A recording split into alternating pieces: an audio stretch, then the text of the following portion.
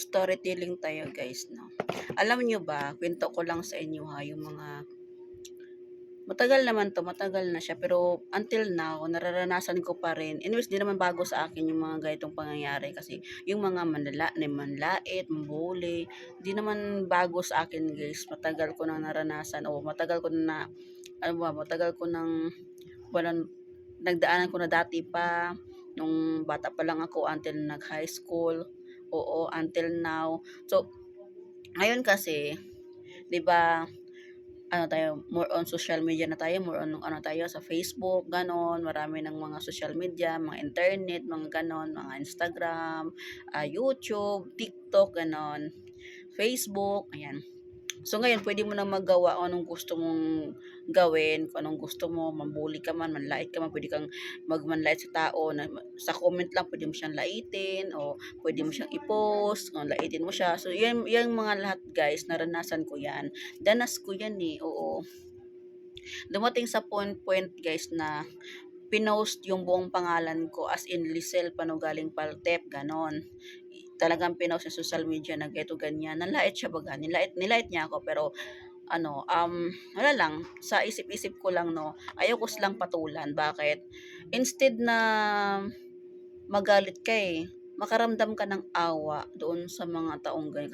Kasi magtaka ka guys no, maganda naman sila, maputi, makinis, may tsura naman, hindi naman ikaw sa buhay. Kung tutuusin, may kaya naman sila pero bakit ganon? Bakit di sila masaya? No? Siguro ano, mapaisip ka na lang talaga na bakit ganon sila, siguro hindi masaya long live no, ano long yung ano nila, yung buhay nila, yung siguro wala nagmamahal sa kanila, yung gano'n. Instead na magalit ka, instead na patulan ka, ano ka na lang eh, mapaisip ka na lang bigla, eh bakit ganito sila? Siguro ano, makaramdam ka na ng talaga ng awa. So hindi ko sila pinatulan guys. 'Di ba ibang tao pag ginaganyan, buong pangalan mo, lahat mo sa social media, no, i-post mo buong pangalan mo. Kasi ano yun eh, dignidad mo na sinira dun eh, parang pinapahiya ka na sa social media, 'di ba? So pinapahiya ka nila. So ibang tao siguro nag-ano siguro na baka kinasuhan na sila, gano'n, may kaso-kaso na, gano'n. Pero ako hindi, pinasa Diyos ko na lang lahat, guys. Sabi ko na sa sarili ko na siguro, hindi sila, ano, siguro may kulang sa puso, na may kulang sa buhay nila, o hindi siguro enough yung love na naramdaman nila doon sa mga tao, kaya ang satisfied sila doon sa pambubuli ng mga tao, pambubuli ng iba, doon sila masaya. So sabi ko, hayaan ko na lang, sabi ko, hayaan ko na lang, ayaw kong patulan kasi kung papatulan ko kasi hahaba na yon, oo. Ay, hinayaan ko na lang. Instead kasi na makagawa ka, ano kay mainis kay maawa ka na lang doon sa mga tao na yun eh. So doon sa mga binubuli, doon sa mga nilalait, hayaan nyo na lang sila guys, huwag natin patulan, no? O dumating sa point talaga na mainis tayo, yung alam mo yung magalit ka, oo, di maiwasan na gano'n eh. Pero ang gagawin mo lang, ikwento mo lang doon sa ano mo, sa trusted friend. Oo, ikwento mo lang doon sa kanya kung ano yung mga hinanakit mo sa buhay, instead na ano mo sa social media, i-post mo kasi wala naman kasi makukuha doon, guys. Chismis lang din makukuha mo doon, is you lang din.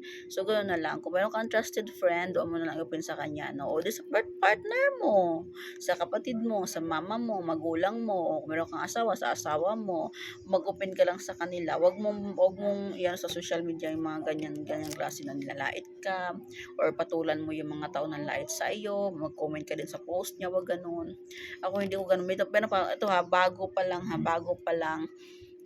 Ngayong buwan na to, August na to, so ako typician guys, no. So yung isang coaches ko, may screenshot sa akin, sinend niya sa Messenger, sabi niya, "Coach, oh, pinost pala ako doon guys na naka-anonymous, na doon niya pinost sa page ng TPC. I'm sure typician din siya eh. Nandun yung picture ko na umiyak ako kasi meron akong post kasi guys na umiyak ako nung time na birthday ng mama ko, na gusto ko sana i-celebrate ang birthday ng mama ko kaso malayo si mama ko na sa Mindanao. So nag-cry ako nung post na yun. So, kinuha niya yung post na yun, ta's marami 'to, 3 post yata 'to, tatlong picture ang kinuha niya sa pinost niya, tapos ano, sabay lait, nanlait siya doon, pero naka-anonymous siya guys, oo. Pero, grateful naman ako kasi maraming nagtanggol sa akin, mga kapwa ko rin technician. So, pinagtanggol nila ako guys, pinagtanggol nila ako doon sa comment, oo. Nakita ko naman nag-ano naman sa ano ko, sa newsfeed ko sa Facebook ko, nag-ano siya ba, nag-appear naman siya ba. Pero hindi ko siya pinatulan, hindi ako nag-comment, hinayaan ko na lang. So nagbasa-basa na lang ako ng mga comment guys. So pinagtanggol ako ng mga kapwa ko tipicians. Alam ko tipician din yung nag-post sa akin ng ganon. Oo.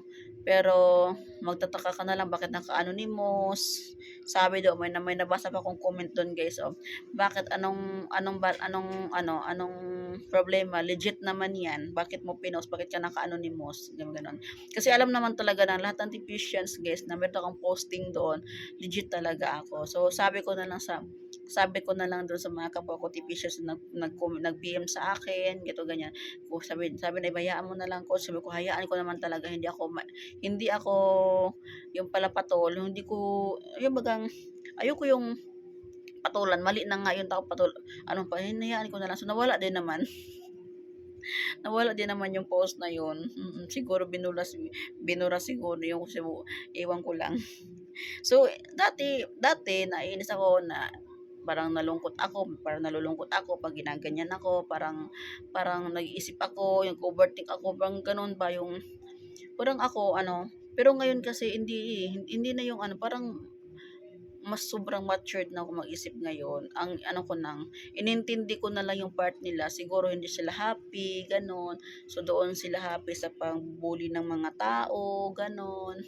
So, yun lang. Ayoko yung ako yung tipo ng tao na nagpapasensya naman ako guys, pero sa ibang bagay din kasi maano din ako, medyo maiksi yung pasensya ko sa ibang bagay, o sa ibang bagay na yung bagang ano na, yung sobra-sobra na talaga, oo. Pero yung mga gano'n, simple lang, mga bully lang, lait lang na kaya ko lang naman anuhin, pero oo na. Pero 'pag once na anak ko o magulang ko, partner ko ang ginaganyan nila, ay doon tayo hindi magkaintindihan talaga. Talagang ipaglalaban ko yung karapatan ko bilang